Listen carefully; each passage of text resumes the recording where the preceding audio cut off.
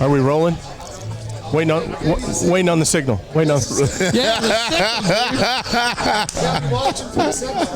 We're back with a special episode of the Here's the Deal podcast, the Max Baker Jr. story, and we are at a legendary place, the Cain's Ballroom in Tulsa, Oklahoma. Jeff Brownon is here. Our producer and engineer Josh Lupton is here. Max Baker Jr. to my right. And then Big Dad Rich of the Texas Hippie Coalition. Howdy, howdy. How are you, man? I'm great, man. I'm great. So we wanted to do this to talk about kind of the history of the Cain's Ballroom and some of our experiences in this legendary room. Like, people don't realize how legendary this room is. I know the number of shows I've seen in this room, and they're very near and dear to my heart. And then being in a band, playing this stage 3 or 4 times, I mean, just gives you goosebumps every time when you look at the history that was here. One of the first times hanging out in the office as a youngster in radio, and you see this old 1950s looking couch, red vinyl, the chrome arms, like you would see in the one stores that Hank Williams slept and there's on. a picture above it that's framed, and it's Hank Sr. holding Hank Jr. as a baby, and they're asleep on that couch. And I'm sitting on it, and I'm like, motherfucker, is this for real? That's right. And the history goes back even further. It's the house that Bob Wells built. Absolutely. So back when dance was one of the biggest things, the original floor that was in there,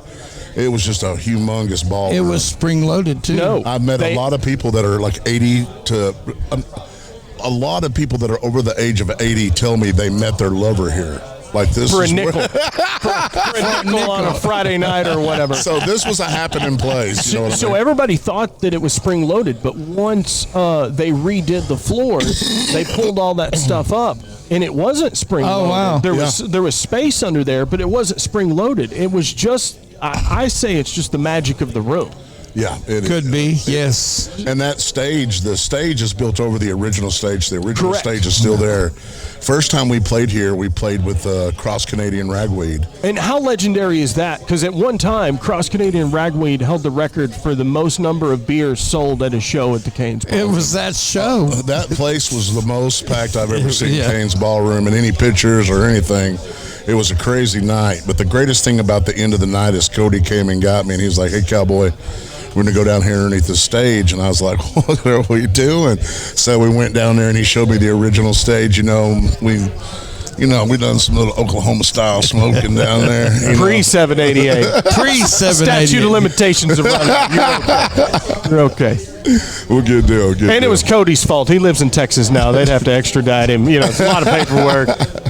But, they're the ones who kind of dubbed us Red Dirt Metal, back in the day. So we were so happy that they chose us to be on that bill when we were the only metal act on the bill. I think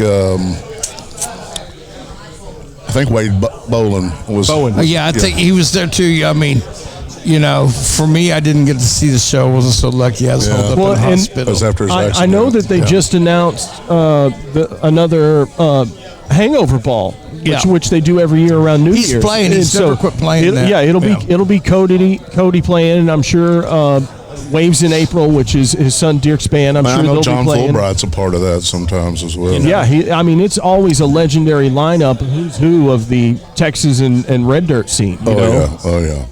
See, you're going to have to get in on that some. Yeah, I would love to.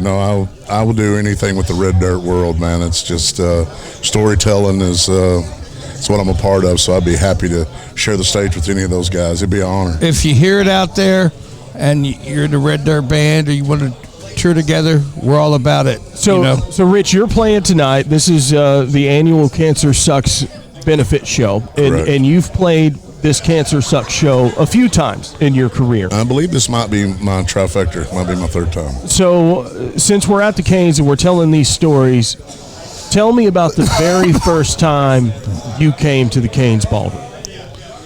The very first time was with Cross Canadian Ragweed. Okay. And I was surprised, like when I got here, I knew that I was playing Cain's Ballroom, but as I was walking around and I was looking at the pictures on the wall, and I started realizing, what this place was. I mean, Texas Playboys, all that great stuff, and it just kind of hit me that this is a place where these aren't just players; these are power players. You know what I mean? These are people that's names are going to resonate. As Bob Wells has been. We've lost him a long time ago, and here we are still speaking his name. 2022. And when you're in this business, that's what you want, is you want your name to outlive you. I'll say it for you, Max. Longevity. Okay. So it was at that time I was working here doing shows for DCF and doing my own, doing local, and being able to get rich with Cross Canadian Ragweed was an honor.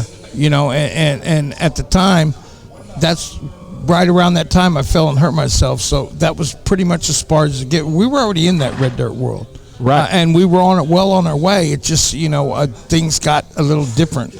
But also too, there were times that you had played. We used to do these. Take the second room and it had a side stage. You were on one of them. Oh yeah, I did 16 bands and I emceed many of those shows.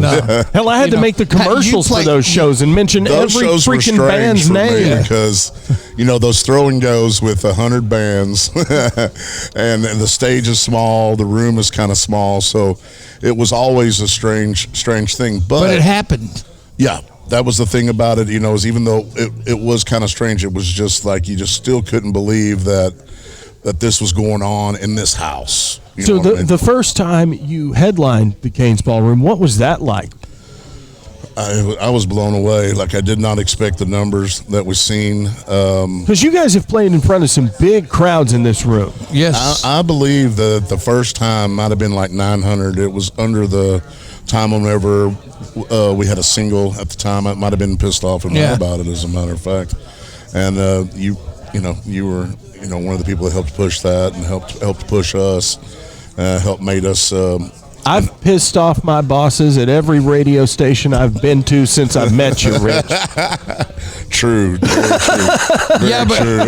But not all on my behalf, I might add, but quite a few times on my behalf. But the one thing about that song, Pissed Off and Mad About It, it was like, not very many people believed in it, but there was Spokane, Washington, that believed in it. They had massive. KBPI too in Denver, Colorado. Willie B. Didn't they have that where every Friday at 5:00? Yep. There's a Pissed Off and Mad About Drive Home. Yeah, what for a band? How do you get? I mean, it doesn't get any better than that. Anytime that you hear about, somebody says, "Hey, we're retiring your song this week. It's won so many times, we're going to retire it." Like, I remember whenever "Sweet Child of Mine" was played so much as the number one, and then finally somebody said, "Hey, this 100 weeks or something, we can't do this anymore." And it was the first time a song was ever retired, and I was like, I was mad. I was like, why do we want to retire a Sweet Child of Mine? I remember the first time I heard Guns N' Roses' Appetite for Destruction. When I heard Sweet Child of Mine, my buddy that introduced me to it, I took my headphones off and I said, this is the best song ever. And and it got retired, and I was like, retired? Who retires a song, man? But then I guess whenever you're in a band and you have your song retired, it's like an honor. Yeah, that's a big deal. Yeah.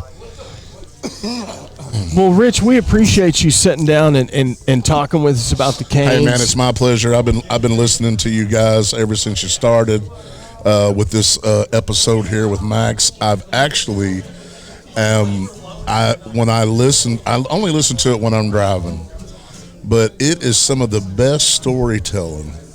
And for everybody to have a chance to absorb this, a man in the life and a lover of music, and every time he says, here's the deal. I mean, I have talked to this guy on the phone, and he'll be like, Rich, this is what I want to do for you, man.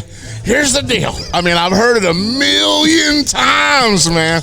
I get a call like, usually, you don't get calls too late or too early. But Max can call you at 11 p.m. and then call you at 8 a.m. too, Hey, man, here's what we got to do, man. So he's always off and running, off and rolling. He's got great ideas.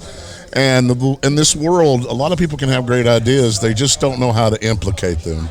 And he's really good about taking action to make sure that the process is moving forward and that you're getting to the point that you want to get to. So he's put me on a lot of prestigious stages. And, you know, we didn't touch base on it, but the country shows that he did in Pryor, Oklahoma, that he helped set up, and Rocklahoma, and all of that, those are what got me started in this world and being able to be a red dirt band. So, man, without Max around, you know, I might not be where I am.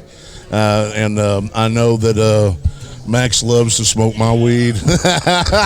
So Max wouldn't be as high as he normally is if it wasn't for me, and I wouldn't be as high on life as if it wasn't for Max. Well, you'd have to be doing something because Calhoun's burned down a long time ago. Yeah. It's still there. It's still standing. Is it? Still standing. My wife doesn't like me to talk about those days because, man, I was scantless. I was only there for silver coin night. Is that right? You know, on Thanksgiving night, we used to, our code was like 1760. And when I took over there, they were doing about 300 people. And when I took over, we were doing 1760 every Thursday, sending people away. And on Thanksgiving night, one night, my boss came up to me and goes, I don't care. We're not turning anybody away. And that place was like the big 2,400 something people in there just to hear and dance to music. You know what I mean? The and Diamond Ballroom. The good old days. Country, and then we would play hip hop. And at the end of the night, I would play Pour Some Sugar on Me, and people knew it was over. That was it. Well, Rich, we appreciate you being on the podcast with us. We knew it was going to happen, and once this show was booked, this won't be the last one. Yeah, no, there's too many. We're just getting started. Stories. Max, you know? I love you, brother. All right, man. I'm gonna go get ready. Cain's I got to take stage here about 10. Hey, can you do a few of those tags? I got more love for you. Can you do some of those tags? Yeah. What are the tags talking about? What? Just come to the show on the 21st. You know something about? Oh yeah. Hey everybody, on the 21st of January, 2023. 2023, we are going to be at Farmers Market with Rev Jones, Oklahoma City, my brother Rev. Okay, here's what I want you to say. Okay. This is Big Dad Rich of the Texas Hippie Coalition. Okay. Come see us. Come see us at the Farmers Market. What's the date? January on Saturday. This is Big Dad Rich. Okay, you ready now? Yep. Yo, this is Big Dad Rich, the Band of Outlaws, THC, Texas Hippie Coalition. Come check us out at the Farmers Market, January the 21st. See you there. We're going to bring in Jeff Brown and now our fact checker and historian to come jump in here because we're going to tell some more Cain's Ballroom stories. Love you. Rich is going to go take the stage. We're going to try and hurry this up so we can catch it as well. I didn't come this far to miss it. 10-10. You're all good. You're all good, homie. Don't forget that.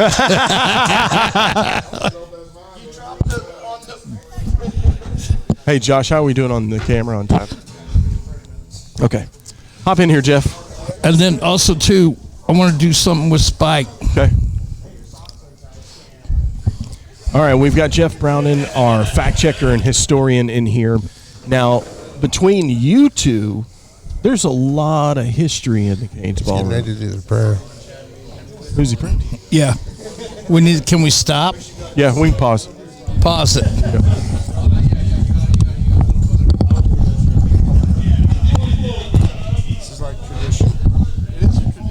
That's what I just said.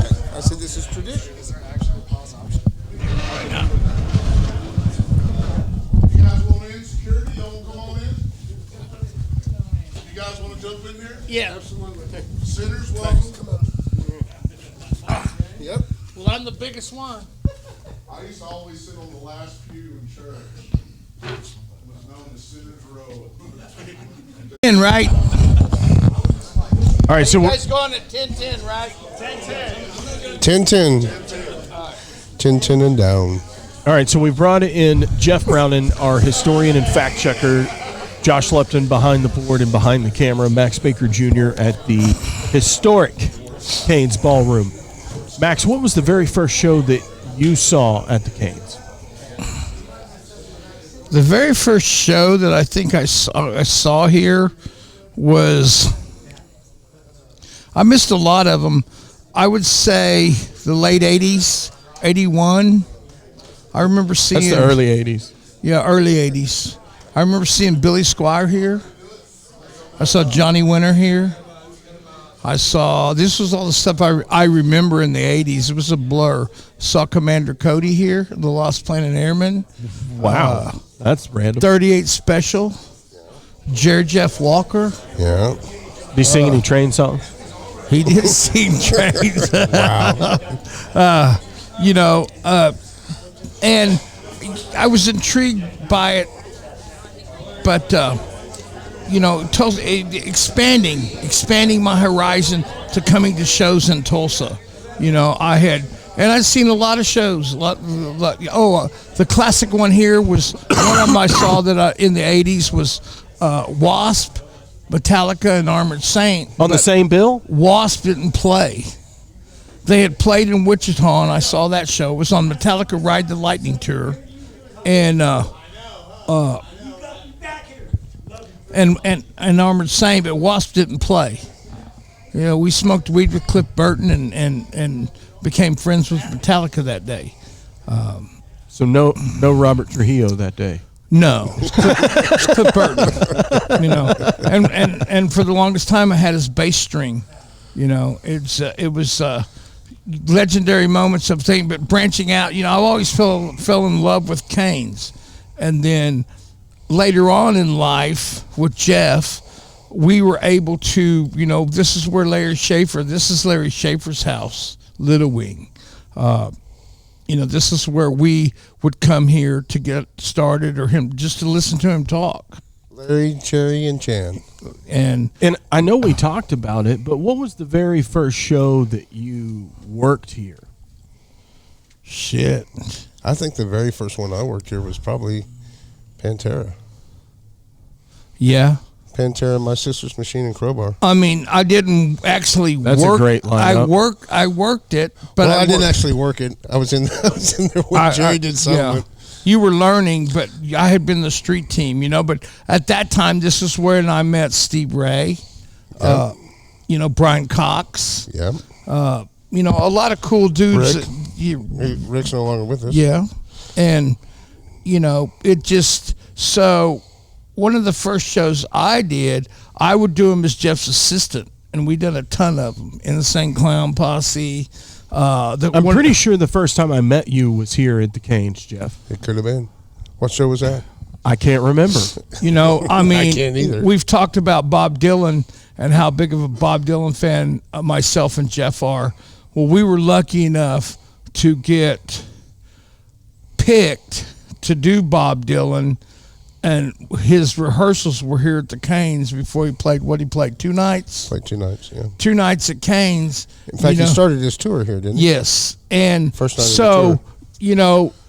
To tell 2 guys that love Bob Dylan, you gotta tape up the windows, and you can't look outside. You can't go outside when he's here. Don't look at Bob. Yeah, don't look at the artist. Don't look at Bob. But you got the man, the myth, and the legend right here in the thing. But we got to do that, sit here all day. Same thing with Robert Plant. Yes. Well, Robert Plant, I drove him. Right, but that was here. Right. And just cool things like, hey. Did you ask him why Zeppelin hasn't gotten back together? I never asked him that, but what I did see here at Cain's Ballroom was I took Robert Plant. We attended the Kings of Leon show at the Cain's. That's where I met him. And was that Kings of Leon show here? After the show, we went backstage, and he asked the Kings of Leon to go on tour with him. And the answer that they gave him, this is Robert Plant, okay? They gave him an answer and said they would love to, but they're already committed to going on tour with U2. And it hadn't been announced yet. But it happened right here at Cain's Ballroom, and I was a witness. And then for the next 2 days, I drove Robert Plant down Route 66 from here, but that's a whole different story. We won't get into that.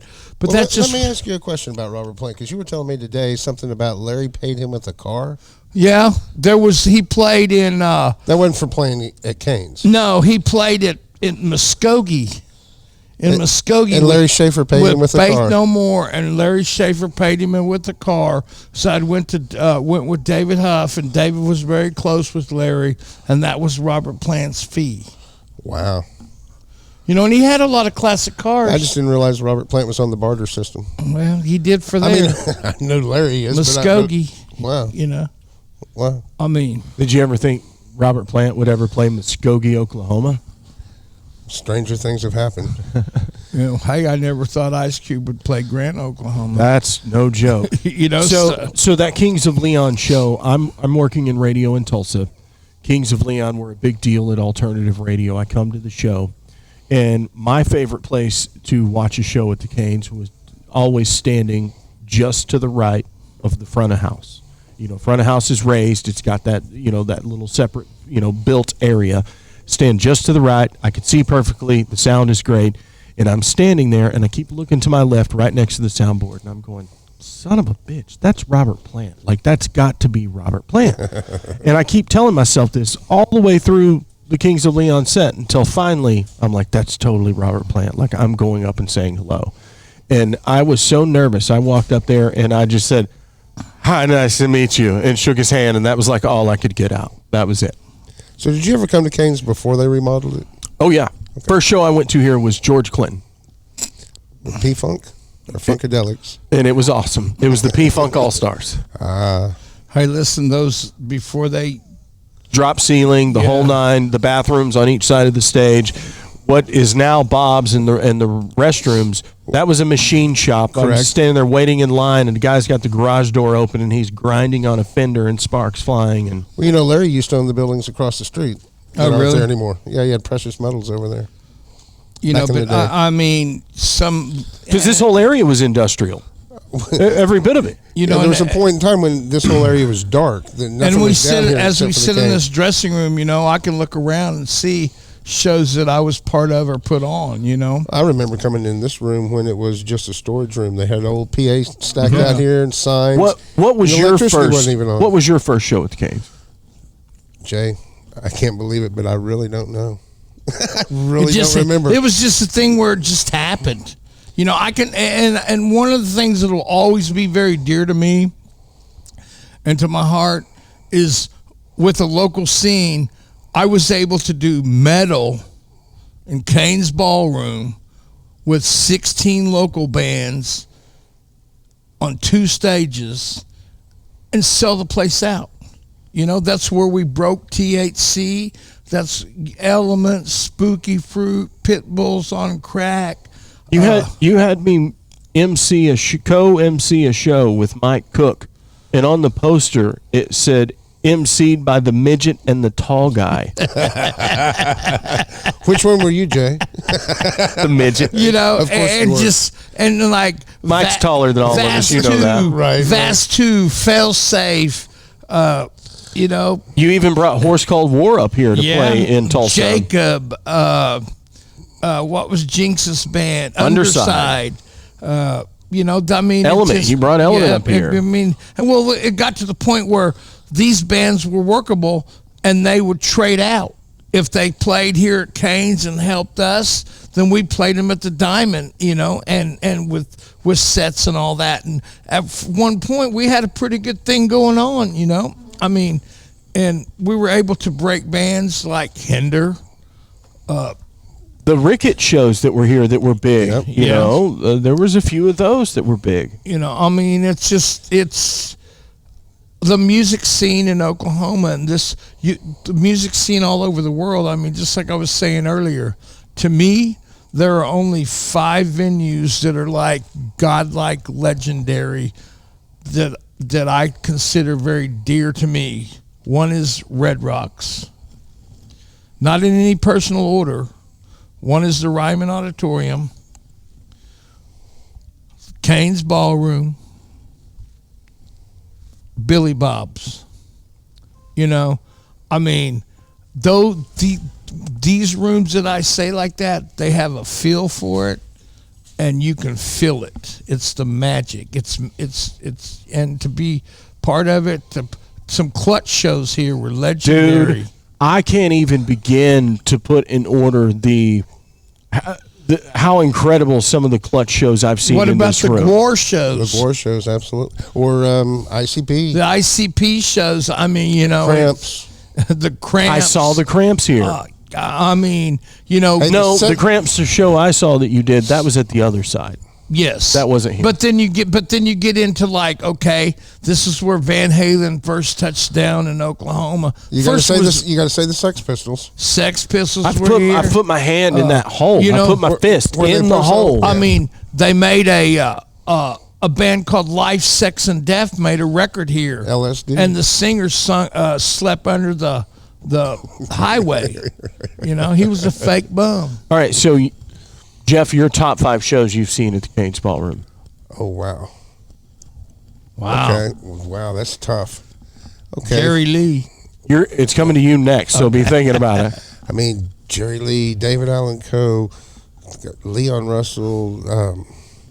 My gosh, Too many. I mean, I've really. It's hard to seen narrow some- it down to 5, Right. isn't it? The Turnpike Troubadours, the first night Yeah. when they got back together, and this place was April sold 8th, out. 2022, it was as packed, probably or more packed than it was when Big Dad and THC played with Cross Canadian. But you know, that show was probably one of the loudest shows I've ever heard, audience participation wise. They sang every word to every song. Who'd have thought the Turnpike Troubadours would get back together and play Cain's before Cross Canadian did? Well, and even there's And the sign right up there in front Easton of the house and Maine is is Easton and Maine, yeah, which is their, because their they song. can't keep it outside because people People steal it. Yep. How about You know, that? I mean, there's a lot of history here. You know, I mean, and this is the kind of stuff that I reminisce about. But you know, like some people go to college and have a degree. This is the college that we went to have the degree we are where we're at now. Rat Dog with Bob Weir, and the mayor was here giving him the key to the city, and I think one of the Hansons was in the dressing room, and there's a picture of us all in the old dressing room. That was a cool night. 2 shows that I heard a lot about that happened before I moved to Tulsa. One was the Foo Fighters, and another was a garbage show. Yeah. Everybody and their dog talked about that garbage show. Everybody talking about how hot it was and passing out, and Well, this place really was hot back in the day. Yeah. with that drop ceiling, and before they put in the air conditioning, it was hotter it could than be hell. it could be 25 degrees outside. Well, It's that's- going to be 100 inside. That's The floor another would reason sweat, why they didn't have shows in the summertime here. Exactly, There was a dead period, you know, because it was so damn because it was hot. so hot. And you know, you couldn't really get a draft through here. You know, No, not being up next to the highway. there's just a wall out All right, there. so Max, what about you? What are your top 5s? The Dylan one for sure. Oh, Dylan, yeah, The Robert Plant one. Robert Plant, absolutely, that was really good. But you know, it's a toss up because, you know, there's so many genres that have played in here. I can say It's not one specific genre. It's all over no, the map. I It mean, is. you know, It is. the ICP shows were legendary. The Gore shows were legendary. The Clutch shows were off the hook. There was one Clutch show. It was Clutch, Maylene and the Sons of Disaster, and Murder by Death. It Well, was just to crazy me, good. to me, that sticks out the most here is the Clutch show that was Clutch. They did 2 sets, and the opening band was the band without the singer. They have an instrumental band. yes. I mean, and just Tesla Oh, Tesla here, Black Label. Reverend Horton Heat. I mean, you know, it just, you know, Everybody's played here. and then you look at all the other, you know, you got Cole Wetzel right here. You've got, Drive-by Truckers, you know, just, Toadies and Helmet. Bone Thugs and Harmony. you know, you Elvis got Costello, Midland. You've got, I mean, just the walls, Post Malone. all the walls around here just breathe entertainment, you know? And it's like, the other part of it is you go back to and say this. It's in fucking Oklahoma. You know? And you know, this place is getting ready to turn, what, 99 next year? It was built in, You what, know, I mean, 1924? like Big Dad said, all the people that paid 5 cents to come in here and do the dancing with Bob Wills or just dance night who met their love here. So that was one of the greatest stories, was when they were undergoing the renovations of the Cains once the Rogers family had bought it and taken it over. And that ticket window, or the original one, it had got walled over at some point with drywall. Correct. And the contractor was cleaning all that up and ripping that out. And there was a letter that had never been opened that was mailed to the Cains. And I don't even know what the year was, but it was a letter from some guy who was standing outside the Cains, couldn't afford to get into the nickel or dime or whatever to get into one of those Bob Wills shows.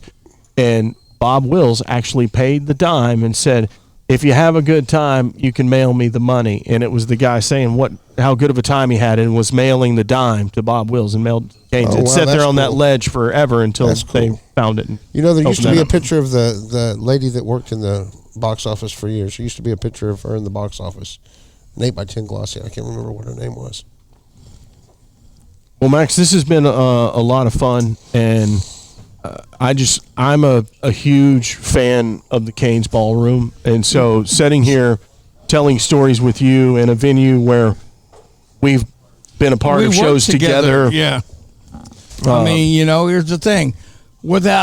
I met you at the other side, but without Cain's Ballroom, we never could have built a relationship. Because the other side closed fairly quickly after we met, and you were doing shows here. Yes. And it's where I got to meet a lot of the local scene as well, because they were playing small venues. This was a way where you could see them on a big stage. And that's what I was all about is, giving you that concert feel, regardless of what you had to do. We all have to work, I was hated on for making people having to sell tickets, but look what I gave you in return. It's a business. I tell people the same thing. Every show I ever played for you, I got paid.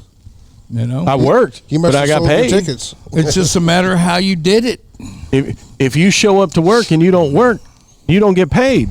It's 2022, and that's still the way it goes.